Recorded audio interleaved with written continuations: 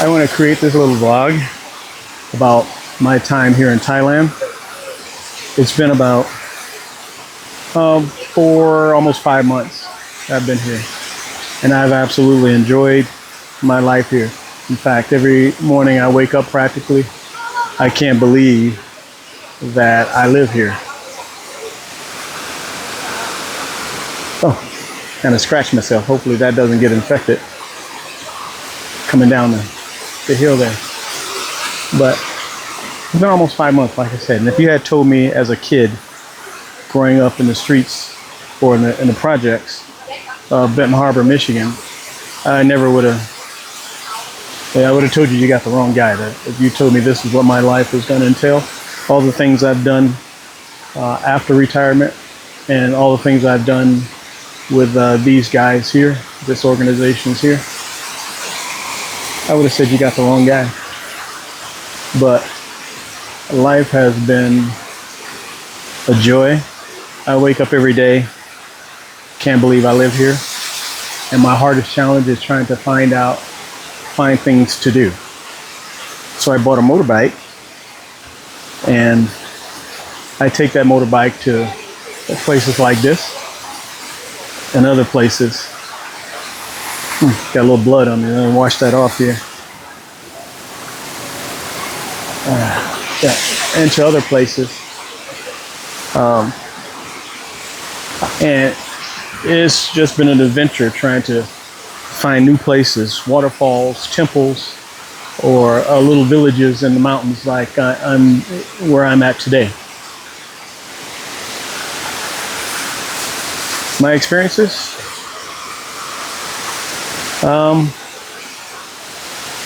I play a lot of pickleball. So I spend a lot of my time playing pickleball.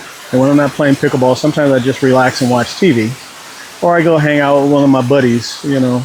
We'll go and to one of the night markets and just hang out a little bit and just people watch. Since my divorce, I've started dating again. And dating has been interesting here in Thailand.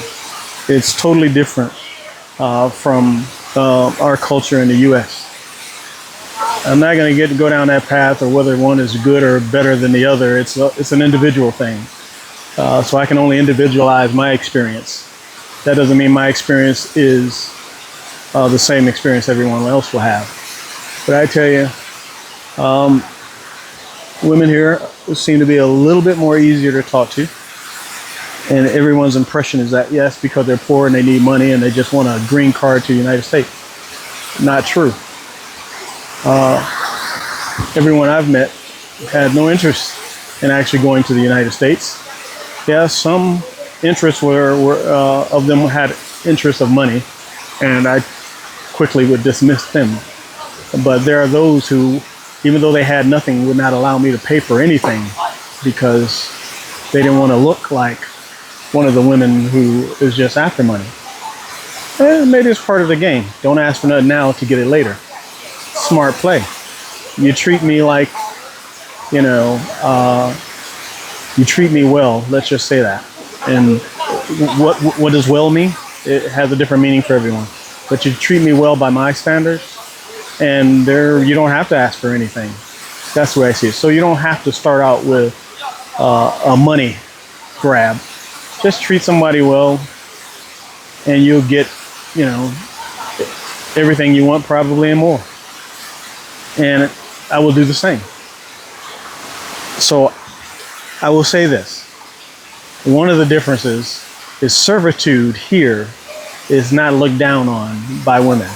And what I mean by that is if I go out with a woman, I don't care what her status is or her social standing or what her intent is, I can't grab a plate to prepare food for myself or to help prepare food for myself, or they will get angry. I just kind of like go have a seat. I can't try to help clean dishes or they will get angry. Servitude is something that I believe that's ingrained in them at an early age. So that's a pleasant thing to see. And it's not like you can't find that in the States, but it seems to be the norm here, that you get served Sometimes you're fed not the whole meal, but they will always want you to taste this or taste that. They're always trying to put food in your mouth. You sit down, go watch TV or something, get out of the way when it's time for cleanup. I mean, like I say, you will find that in the States as well. But like I say, here, it's pretty much the norm. Even with women who are not as caring, and you have those who are not as sensitive or in tune, what seems to be in tune with their female side, even them. You just get out of the way and let them do what they got to do. And that's all I'll say about that. I could go on and on and on. And if you want to hear more, just give me comments, and then we can take this offline, and I can tell you, go a little bit more in depth with what it's like dating here in Thailand. But I'm not here to bash anybody from any country or prop up anybody from any country. But I would tell you that it's different, pleasantly different in my experience. So that said, it makes it challenging to sometimes find the right woman, the woman with a good heart. Now I'll leave that alone. So the rest of my time is spent, like I said, if I'm not playing pickleball, I'm out trying to find an adventure somewhere.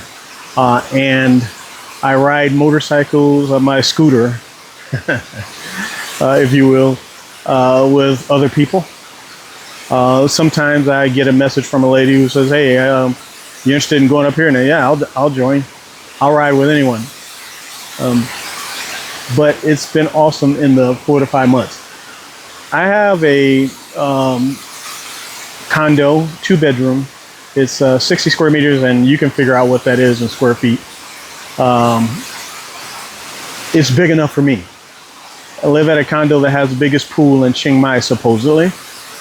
And I have a great relationship with the cleaning people, the guards at the gate.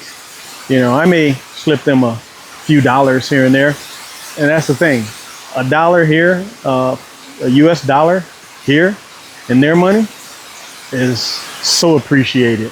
It's like you gave them, you know, $20. So I love just giving money to like the guards and the cleaning people who people walk past and they don't even notice them. And so I'm here to give my soul a rest. For those of you who kind of knew the work I did in the Army, and you know, I've been married 3 times. I'm not, you know, afraid to say it. I don't try to hide it. I am who I am, and I love who I am, and I love what I am. So I also need to give my soul a rest. Now I will always be with someone. I'm that type of person. That's one of the things I realize about myself. Some people say, oh, take this time to be to yourself. I do so many great things and wonderful things and go to so many wonderful places. I like to have someone to share that with. In fact, I get my joy out of watching someone else experience something for the first time. So Thailand is great. It has so many locations, so many provinces that I have not seen, obviously, because I've only been here for 4 or 5 months. I've traveled here for 20 plus years, but I've only went to certain places, vacation, touristy places. Now I'm kind of getting immersed in the culture and to the people. I got Thai friends that I sit and chat with and talk with. My language, my Thai language is still a work in progress, but it's better than most who come here and choose not to learn the language. So I'm going to improve that. And, you know, the more I interact with Thai people, that will get better. I'm not a food person. I eat like a kid. There's probably about 8 Thai dishes, and that's probably stretching it, that I eat. I'm not a food person. I eat to survive, not to enjoy food. I eat because my stomach tells me I need to eat, so eat something. And if it's the same thing day in, day out, then so be it. I have no problem with that. I'm a pretty easy person. Not much excites me. That's the reason why I get joy out of watching other people get excited about the things that I do or provide or introduce them to. I get my joy out of that.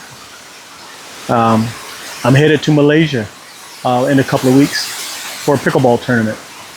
I'm looking forward to that, Kuala Lumpur. And that will be kind of the gist of my travel. Wherever there's a pickleball tournament is where I will probably go to. So if you see me looking around, it's because I want to make sure no critters. I'm standing in the middle of this waterfall, so to speak. If you look,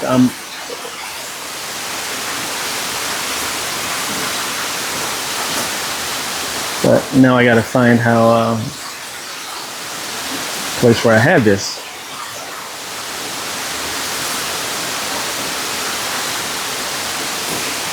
Yeah. So anyway.